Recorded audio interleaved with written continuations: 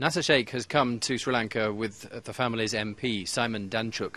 They're concerned that the wheels of justice are moving too slowly in the case of the murder of Nasser's brother, Khuram, 15 months ago at a beach resort. He was set upon by a group of local men with no apparent motive.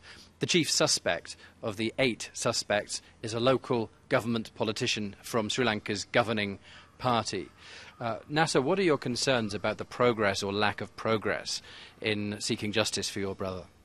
I was expecting to have moved forward with a trial date to be set. I was here in January 2012 for the repatriation of my brother, and I met with Director of CID and many ministers, and there was a lot of confidence and assurances that were provided to me that there was enough evidence and witness statements that convictions will be brought, and there was no concerns about this taking a long time. And yet, 15 months on, I'm very surprised that I'm back here trying to push forward why the delays are there.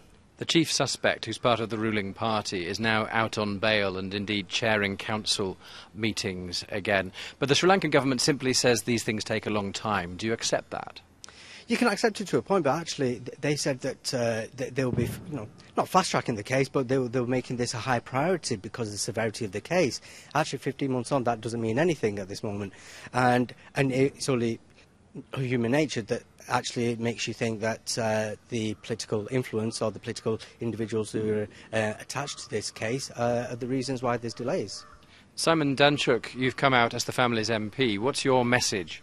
The message, quite simply, is that we want justice for the murder of Khuram Shaikh, and that's the point that we're impressing upon both the politicians that we've met and the senior civil servants. We expect this to go to trial, and we expect it to go to trial quickly. Are you getting a sympathetic ear from the Sri Lankan authorities?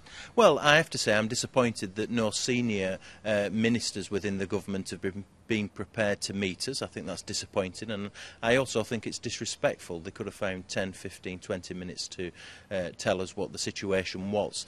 So we are cautious about the warm words that we're receiving. We are told that progress will be made, but there is still the potential for a whitewash over this, and so we will be continuing the campaign. Khuram Shaikh came here from Gaza, the war zone where he worked, for a holiday in an idyllic beach resort. What do you think a case like this does to the tourism sector in Sri Lanka?